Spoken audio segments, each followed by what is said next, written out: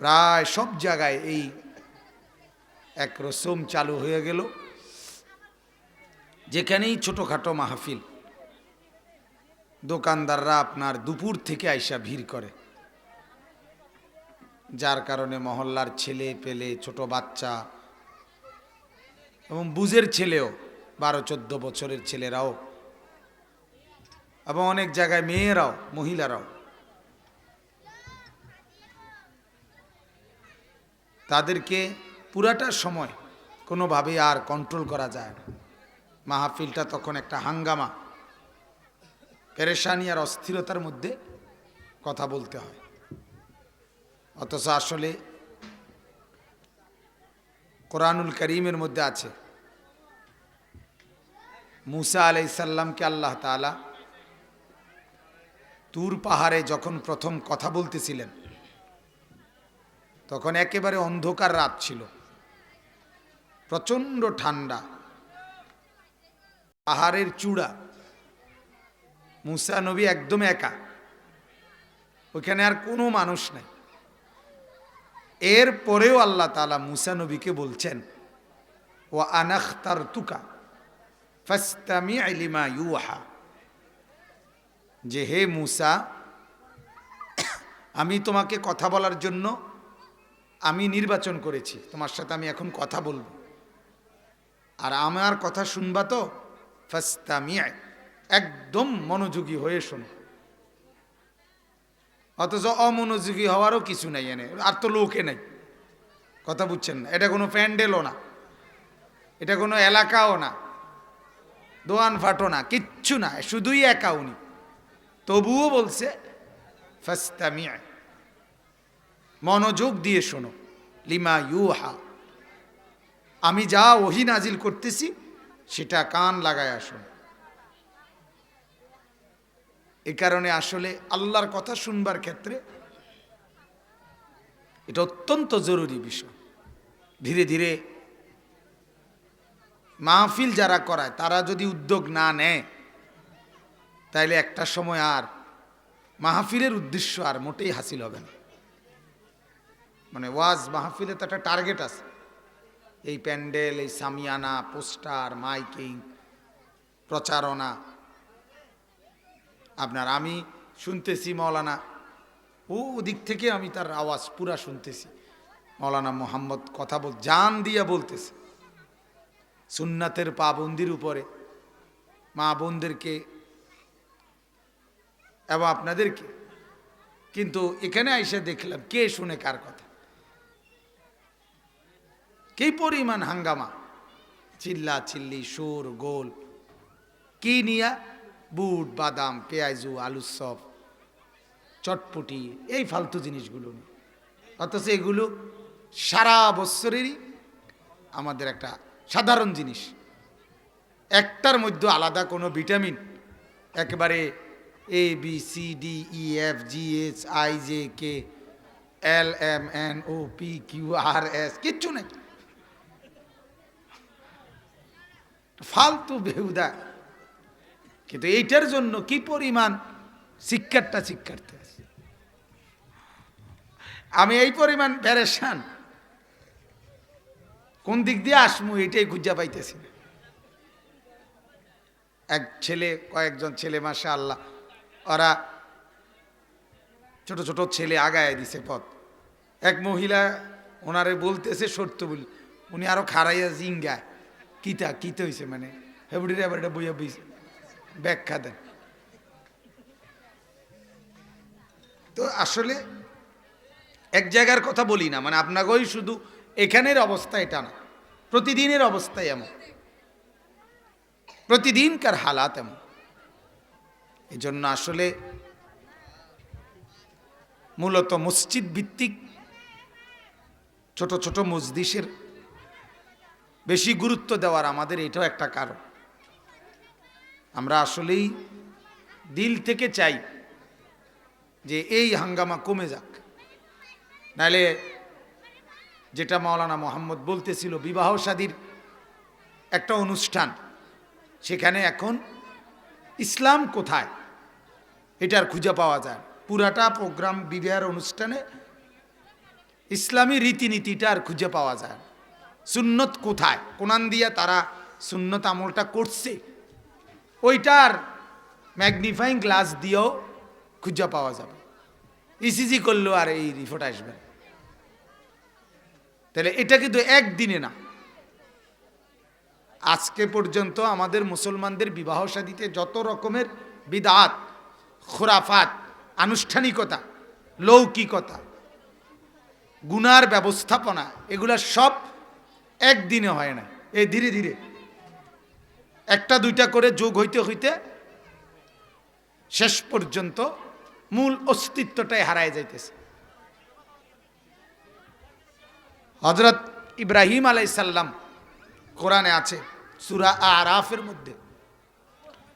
হযরত ইব্রাহিম আলাইহিস সালাম আল্লাহর পক্ষ থেকে উনি যে হজ উনি এবং উনার সন্তান ইসমাইল চালু করে দিছিলেন মক্কাবাসীদের, এইটাকেই তারা ধীরে ধীরে ধীরে ধীরে আল্লাহর শিক্ষাটা বাদ দিতে দিতে শেষ পর্যন্ত মক্কার কুরাইশরা হজটাকে কি বানাইছে জানেন? কাফেররা একে তো কাবা ঘরের ভিতরে আনতে আনতে 360টা মূর্তি ঢুকাইছে। কাবা ঘরে কিন্তু শুধু 360টা মূর্তি না, এটা হইল যাদের একটু জোর বেশি তারা ভিতরে ঢুকাইতে আসছে। আর এমনি ছোট ছোট মূর্তি আরো বাহিরে আরো বহুত আছিল, যারা হেদ্দুর জোর খাটাইতারে নাই তারা কিন্তু ভিতরে দিতারে নাই। কথা বুঝছেন? ভিতরেই ছিল 360 মূর্তি। এইভাবে অজস্র মূর্তির স্তূপ বানাইয়া এক নম্বরে এইটার চতুর্দিকে তাওয়াফ করত। তাহলে এখন আল্লাহর ঘরের তাওয়াফ কই? সব তো মূর্তির তাওয়াফ হয়ে গেল।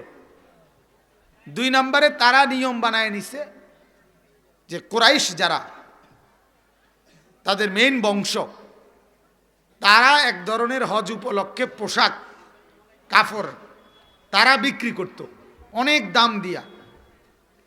এইটা যে সংগ্রহ করতে পারবে শুধু এই পোশাকটা পরেই আপনার তাওয়াফ করন যাবে, আর অন্য কেউ নিজস্ব কোনো পোশাক দিয়া কিন্না আলগা কারো কাছ থেকে হইতো না।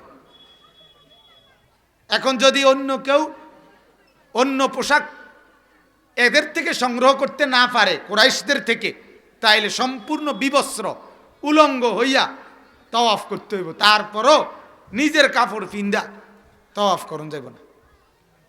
এটা তারা বিধান কুরাইশরা আইন বানায় দিছে,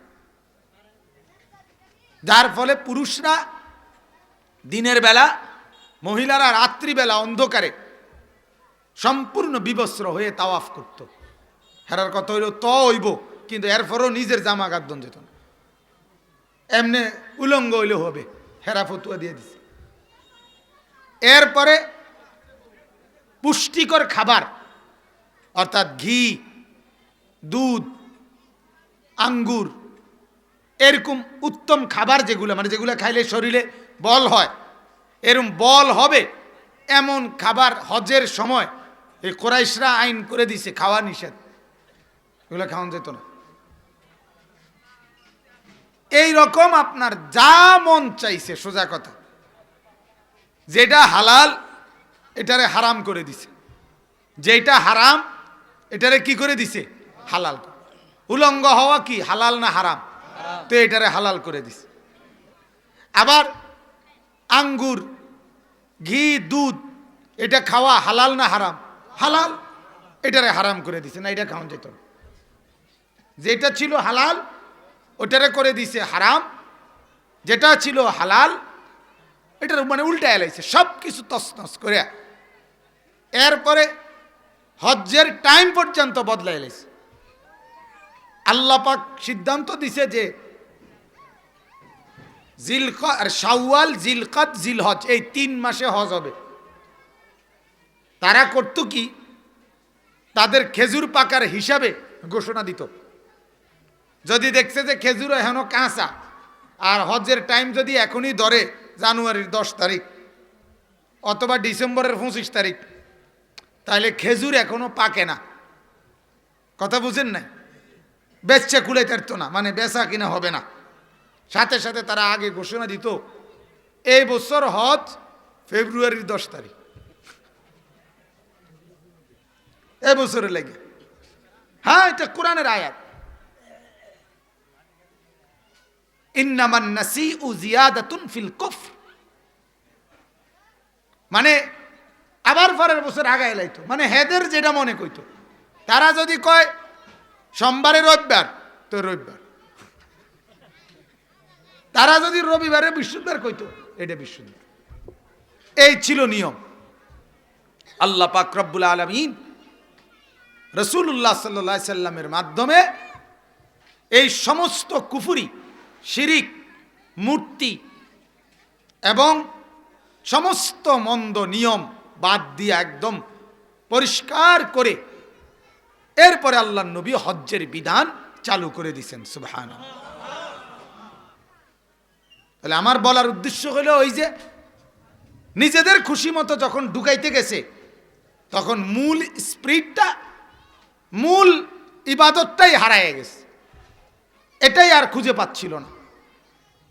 এই কারণে আসলে আমি বলতেছি এটা আপনি দেখেন, দেখবেন ধীরে ধীরে মাহফিলের মধ্যেও গেট, মাহফিলের মধ্যেও লাল নীল বাতি, মাহফিলের মধ্যেও এই বিশাল দোকান, মাহফিলের মধ্যে পুরুষ নারী পুরুষের হাঁটা চলা, মাহফিলের মধ্যে খানার একটা দফাদফি, মাহফিলের মধ্যে বিরিয়ানি খিচুড়ি এগুলার ব্যাপক আয়োজন, সব মিলাইয়া একটা সময় যেটা লক্ষ্য উদ্দেশ্য ছিল মানুষের দিলের পরিবর্তন, আখিরাতের পুঁজি কামাই, নেকি অর্জন, তাহলে চতুর্দিকে যদি এত রকমের অনিয়ম থাকে তাহলে নেকি আসবে কোত্থেকে? কথা বলেন। এই কারণে আসলে আমি ব্যক্তিগতভাবে খুব জোর দেই, এগুলোর এরকম মাহফিলে বয়ান করি ডেইলি, মানা করি না, কিন্তু আবার বলতেও থাকি, মানে একই সাথে দুইটা বলিও, কারণ না বললে তো হবে না। আলহামদুলিল্লাহ ধীরে ধীরে বলাতে, অনেক জায়গায় বলাতে, আমি এমন মাহফিলও এখন নিজে দেখছি, এমন মাহফিলও গেছি যেখানে পোস্টারের নিচে বড় করে সুন্দর করে লিখে দিছে যাবতীয় কসমেটিক্স ও খেলনার দোকান নিষিদ্ধ। এরকম পোস্টার আমারে দেখাইছে, আমিও দেখছি। এরপরে মাহফিলের কমপক্ষে 1 মাইল আধা মাইলের ভিতরে দোকানপাট বসা নিষিদ্ধ। তারা ওইভাবে কমিটি করে সিদ্ধান্ত করে যে একবারে যাতে করে কোনো রকম আওয়াজ হাঙ্গামা চিল্লা চিল্লি না আসে। চেষ্টা করলে সম্ভব, চেষ্টা করলে সম্ভব না কথা বল। আলহামদুলিল্লাহ আমাদের দেশে কত বড় বড় মাহফিল হয়, যুব সমাজ অনেক জায়গায় আছে, 100 ছেলে 50 জন ছেলে মিল্লা 30 জন ছেলে মিলে কত বড় বড় মাহফিল করে, বিশাল মাহফিল করে। তাহলে ওই ছেলেরা ইচ্ছা করলে এগুলো কন্ট্রোল করতে পারে, নিয়ন্ত্রণ করতে পারে। এই জন্য আমার অনুরোধ থাকবে সবার কাছে, যে যেখানে আছেন এখান থেকেই এই চেষ্টা অব্যাহত রাখা, নাইলে কিন্তু একদিন দেখবেন আমাদের এই বরকতময় একটা জায়গা ছিল ওয়াজ মাহফিলে, মানুষের কিছু অবস্থার কলিজার মধ্যে একটু আফসুস আসতো, আখেরাতের একটা চিন্তা আসতো। এখন যদি চতুর্দিকে এত খানা দানা বুট বাদাম খেলনা কসমেটিক্স বেলুন ফটকা এত কিছু যদি একত্রে থাকে তাহলে মূল চেতনাটা অর্জন হবে না, দিলের খোরাক আসবে না। তাহলে এখন বছরের পর বছর মাসের পর মাস ওয়াজ হইল, কিন্তু কারো শ্রোতার কলিজায় কোনো পরিবর্তন আসলো না, কি লাভ হইল?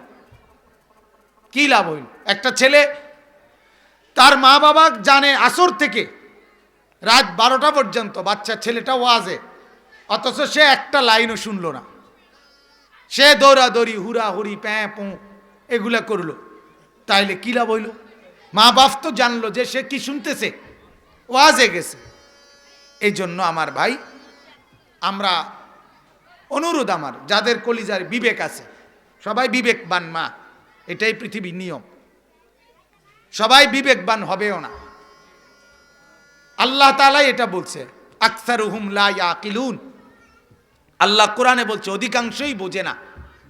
আকসারুহুম লা ইয়াফকাহুন, অধিকাংশই বোঝে না। আল্লাহ তাআলা এটা বলছে বিবেকবান কম, উলুল আলবাব কম, সচেতন মানুষ কম, অসচেতন বেশি। কিন্তু যাদের ভিতরে সচেতনতা আছে তারা প্রত্যেকে এটা মনে রাখবেন যে যেখানে বলবেন এতটুকু কমপক্ষে বুঝাইয়া যে আমাদের এই দোকানপাটগুলো নিয়ন্ত্রণ করা দরকার। কোরআনুল কারীমে আল্লাহ বলছে যখনই আল্লাহর কথা শুনবার সুযোগ হয় আল্লাহ বলছে দোকানপাট বন্ধ করতে।